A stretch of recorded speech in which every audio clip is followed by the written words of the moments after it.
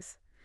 Whether it's at the grocery checkout, the gas pump, or, even for your morning coffee, it just feels like things are relentlessly creeping upwards in price, doesn't it? Oh, definitely. You're not imagining it. But I think beyond the usual talk of inflation, there's something like more fundamental happening. We're increasingly footing the bill for things that, well, historically were considered part of our shared public infrastructure. Exactly. It's a huge change, actually. And that's what we're diving into today, this whole concept of privatization. Right.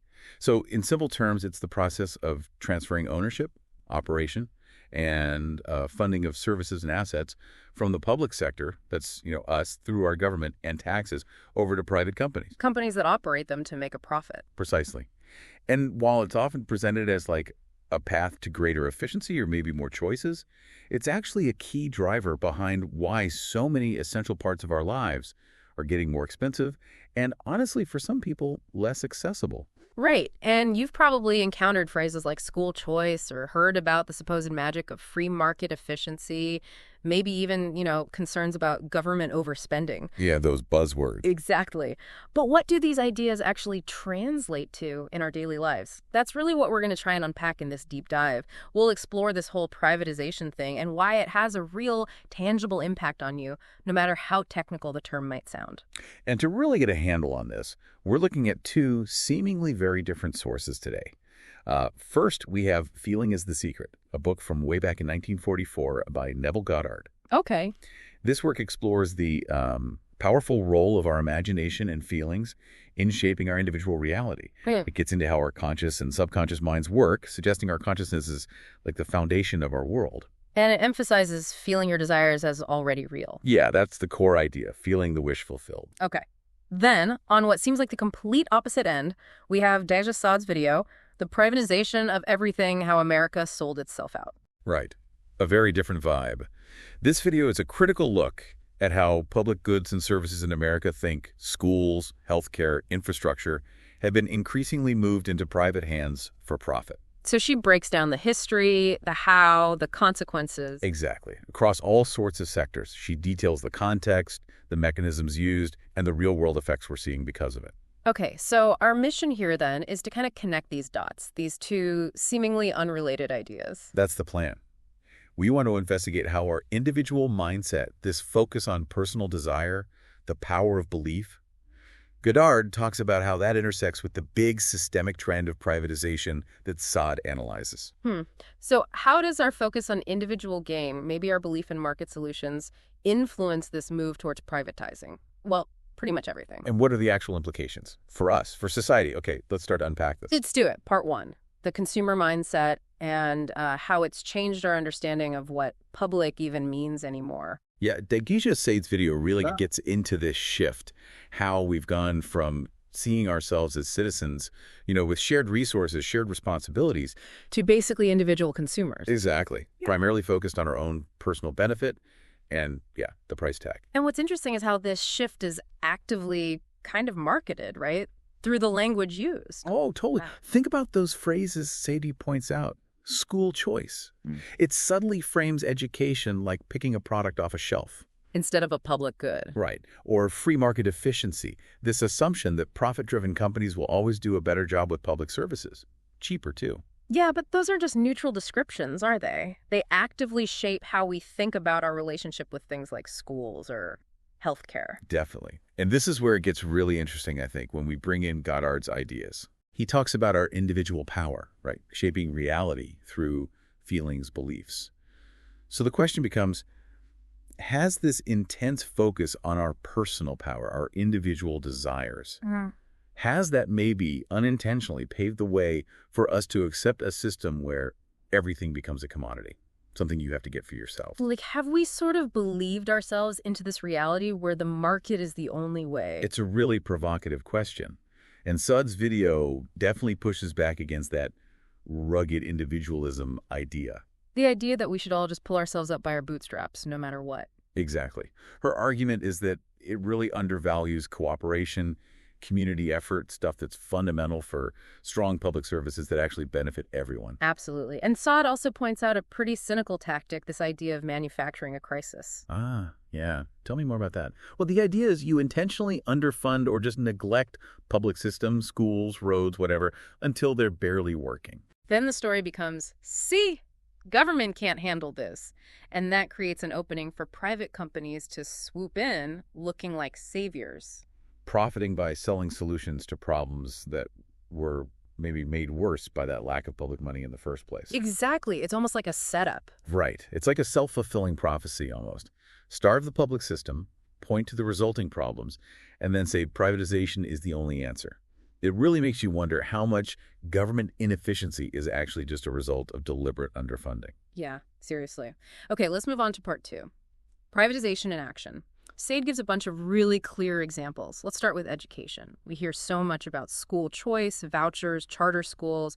What's the privatization angle there? Well, the core issue is how these mechanisms, even though they're often framed as giving parents more options, can actually siphon public money away from traditional public schools. How does that work with vouchers, for instance? So a voucher is basically a chunk of public money given to parents to use for private school tuition. So that money leaves the public system entirely and goes to a private institution. And Saad points out this can create some real equity problems, right? Big time. Private schools often aren't required to take every student. They can, and sometimes do, exclude kids with IEPs. Those are the plans for students with special needs or LGBTQ plus students, or frankly, anyone who doesn't fit their mold. And Saad also brings up the history here that school choice in the U.S. has roots actually tangled up with segregation. Really? How so? It emerged partly as a way for white families to avoid sending their kids to newly integrated public schools after the civil rights movement. So you have to kind of look at the motivations behind some choice campaigns today with that history in mind. Wow, that context is crucial. And it's not just K-12, is it? Saad also mentions universities. Yeah, the increasing privatization of universities, which is a big factor in the massive student loan debt crisis was facing. And then there are the companies profiting behind the scenes. Oh, yeah. Testing companies, data firms, they're making a lot of money off the education system, too. So connecting this to the bigger picture, Saad seems to argue we've shifted from seeing education as a public right Something good for all of society. to seeing it more like a consumer product you buy for your own individual benefit. Exactly. And that fundamentally changes how we value it, how we invest in it. Okay, let's shift to healthcare. This feels like a huge area for privatization in the U.S. How does Saad break down the profit motive there?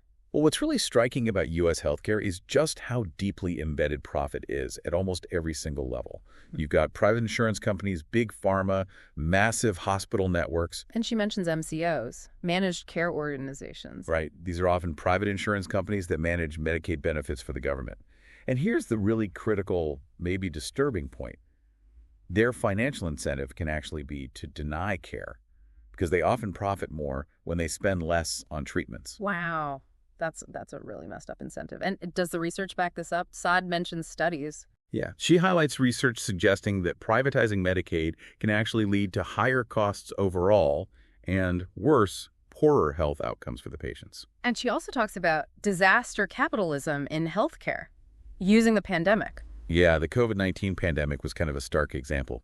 We saw huge price gouging on essential stuff like masks and ventilators, disparities in who got vaccines first, situations where profit seemed to be driving decisions more than public health needs. It really raises questions about where the line should be, doesn't it? When market forces take over essential human services, especially in a crisis. Absolutely. Okay, let's talk about something we often just assume will be there.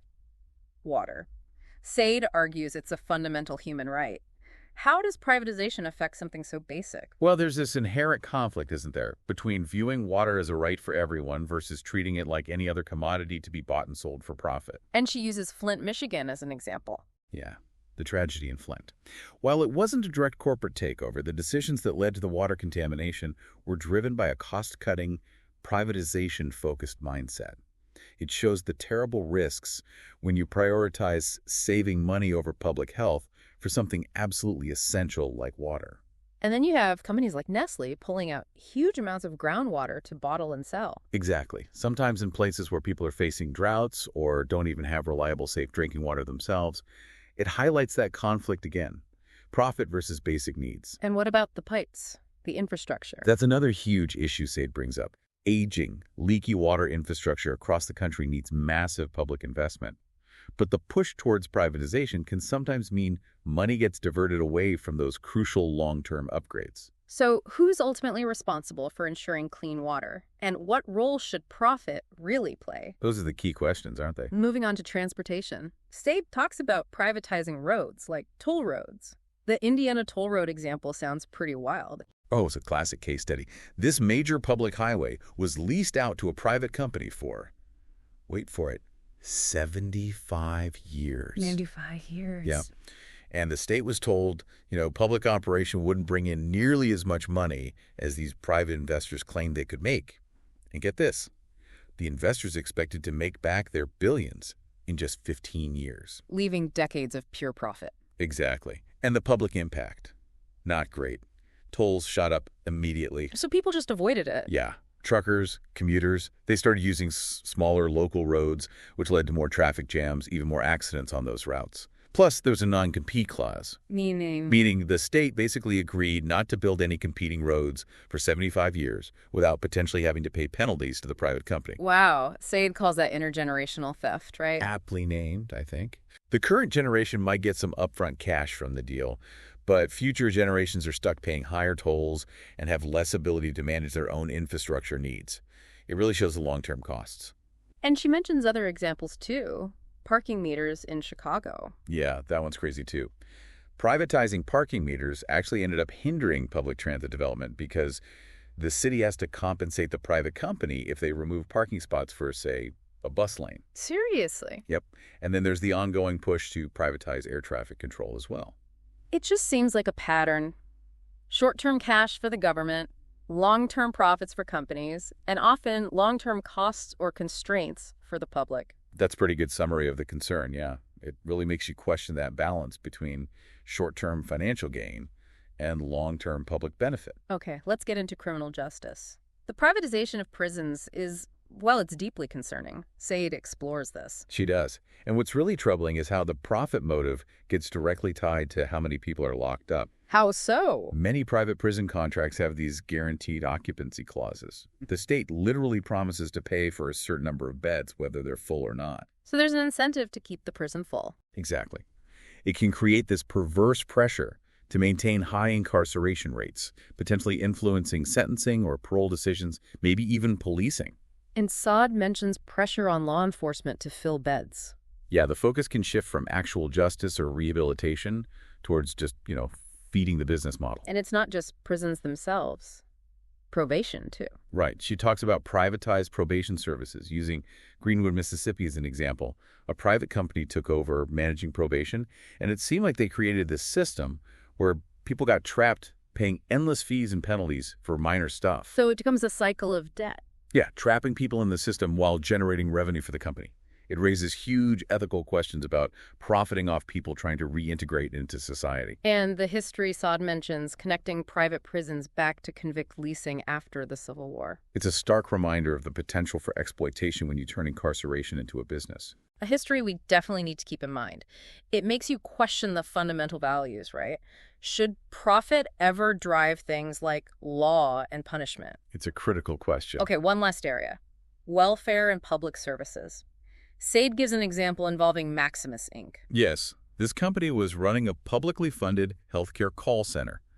But when asked for basic information about how it operated, information the public might want to know, since their tax dollars were paying for it, the company refused. On what grounds? They claimed it was a trade secret. A trade secret for a publicly funded service. Exactly. It perfectly illustrates a major downside of privatization, the loss of transparency and public accountability. Even when public money is involved, oversight can become much, much harder. How do citizens hold these services accountable? That's a huge problem. Okay, phew. We've gone through a lot of specific examples. Let's try to circle back now, part 3, and connect all this back to Goddard's ideas about belief and individual reality. Right. This is where we try to weave those threads together. Goddard talks so much about the power of our feelings, our beliefs in shaping our personal experience. So the question is, if we're constantly encouraged as individuals to focus on our own desires, believe in our power to achieve them, often through the market, right? Buying things, getting ahead. Does that inadvertently make us more accepting of a system that treats essential services like just another thing to be individually acquired? But it's like, if my whole focus is on manifesting my success, my perfect life, do I maybe lose sight of the collective need? The idea that we have a responsibility to make sure everyone has access to basics, whether they can individually manifest them or afford them or not. That's the tension, isn't it? Yeah. Goddard's work is very much about individual transformation, which is powerful. But we have to ask, what happens when that individualistic focus operates within a system that's actively commodifying things like healthcare, education, water? Things you could argue should be universal rights, not products. And what about that belief in the market itself? Said mentions think tanks, heavily funded, that have pushed the idea for decades that private companies are just inherently better, more efficient. Yeah, that narrative is powerful. So could that dominant belief, is almost blind faith in market superiority, even when the results are often unequal, could that somehow connect to Goddard's idea about the power of belief itself? It's a really compelling, maybe slightly uncomfortable thought. If a whole society collectively believes private enterprise is the best way to deliver everything, does that belief, in a Goddardian way, help create the reality of privatization? Even if the facts on the ground don't always support the belief. Like we collectively manifest the system we're told to believe in. It makes you think about the power of the stories we tell ourselves as a society and how they shape the structures we live within. Right. Goddard says feel the wish fulfilled. If we're constantly told the private sector is the answer, do we subconsciously start to feel that's true, even if our own experience tells us otherwise sometimes? It's subtle, but potentially very powerful. That constant reinforcement of market solutions could definitely shape what we even think is possible, maybe leading us to demand less from our public institutions. Okay, so we've looked hard at the problem, the system, the mindset. Now, part 4, let's shift to resistance. Reclaiming public power. Said's analysis doesn't just leave us there, right? It's not hopeless. Not at all. That's a key message.